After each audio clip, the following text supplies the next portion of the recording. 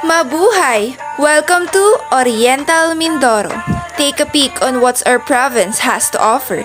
Discover and explore its rich history and culture. Kaya mahal, tana sa Oriental Mindoro. Welcome to the St. Joseph the Worker Parish. Today, we are here at 333 Steps. It is one of the most visited places here at Magarnauhan, Oriental, Mindoro. So come and join us in this mini tour. The 333 Steps is most visited for its wonderful view, vintage vibes, and its spiritual purposes. We're getting closer at the top.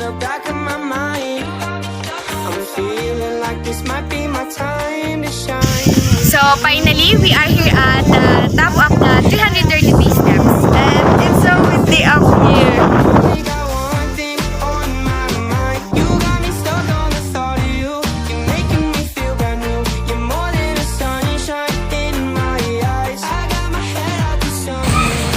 We are here at Bangkuro Church Ruins in Nauhan, popularly known as Simbahang Bato.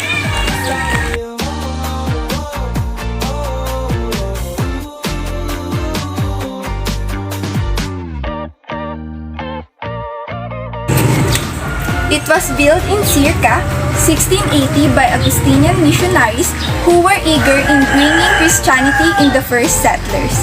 It is made from adobe and corals. On September 11, 1824, it was looted and burned during the massive Moro raid as Sultas de Moro.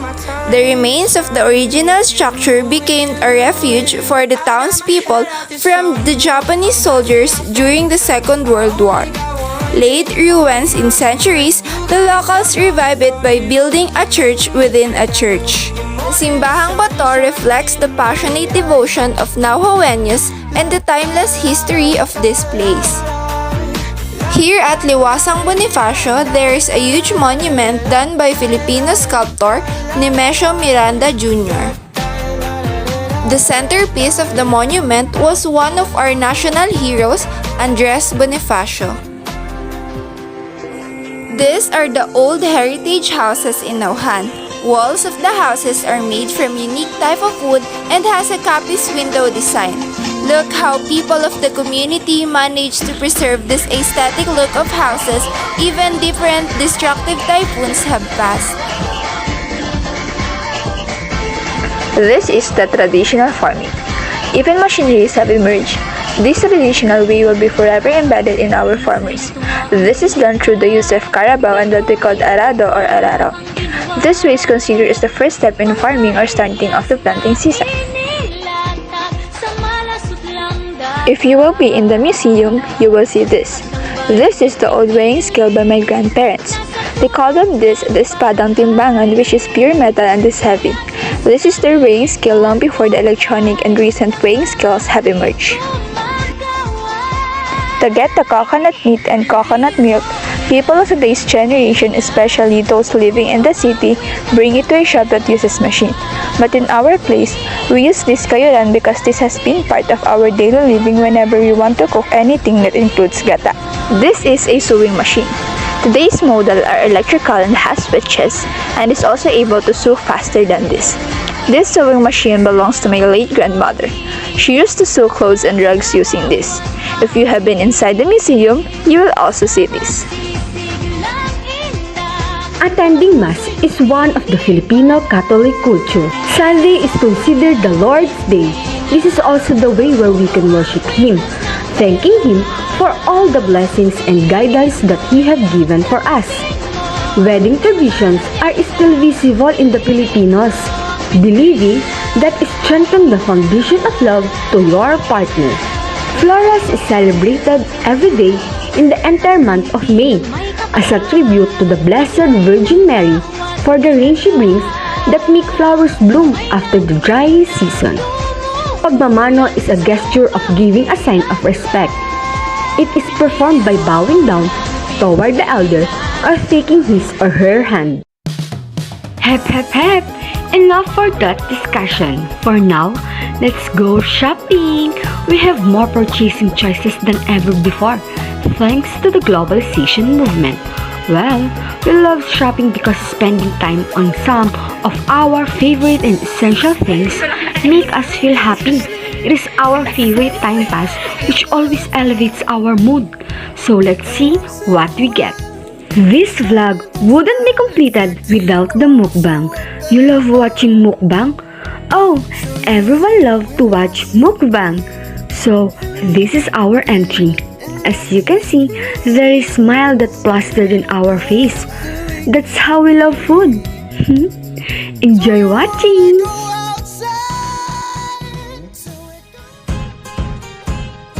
We are here at Oriental Mindoro National Heritage Museum. Join us as we discover the treasures of Oriental Mindoro. This is where different sizes of tapayan is displayed. This tapayan is used by our ancestors in burial. However, those that have small openings are used to store water and cooking as well. Mangyan is the generic name of the indigenous tribes that inhabit the interior upland of Mindoro Island. They are divided into 8 major ethno-linguistic groups, 7 of which can be seen in Oriental Mindoro. The Mangyans, according to anthropologists, belong to the earliest people that inhabited the island since the Pleistocene period, when there was still a land bridge that connected the whole Southeast Asia archipelago with the main Asian continent. They have lived through all the years when the whole archipelago was influenced by the successive arrival of foreign people.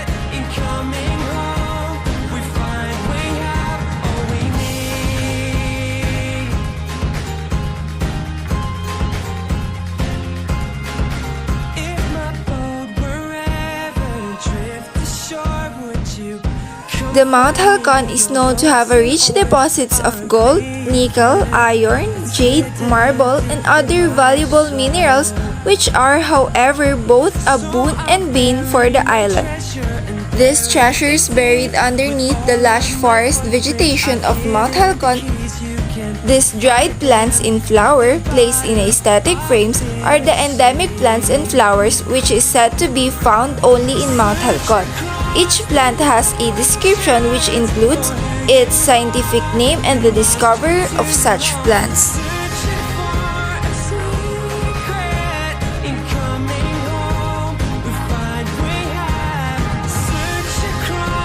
This is the traditional clothes of our Mangyan people. The top has lip while the bottom for men is called bahag and then saya for women. This is the 5th biggest lake in the Philippines, the Nauhan Lake. Going upstairs, we can see the tamaraw, scientifically known as the Bubalus mindorensis. This dwarf species of buffalo that is endemic only in the island of Mindoro is one of the endangered species of wildlife that UNESCO Conservation Group has been protecting. These are old cameras that are used by the people of the community to capture the sweet smile of Mindoreños, and this has evolved as time passed by.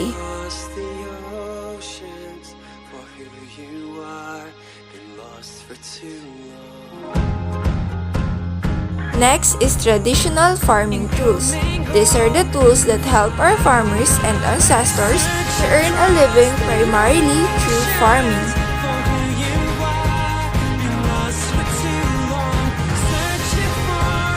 Several ancient coins were excavated in this museum site during its construction, proving the historical significance of this location. Oriental Mindoro Traditional Kitchen is more than just about food preparation. It is where family traditions and customs are practiced and passed on to the next generation. These common household items have been a daily companions of Mindoreños families through the years. Before the occurrence of electricity, these items provide assistance in accomplishing simple chores and make the daily lives of people easier.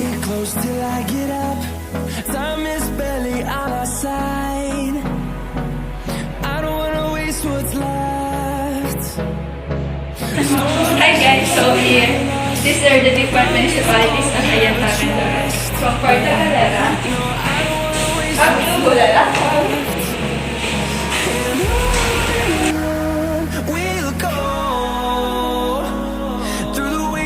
to the highways, till my shadow turns to sun rays, and on we'll go.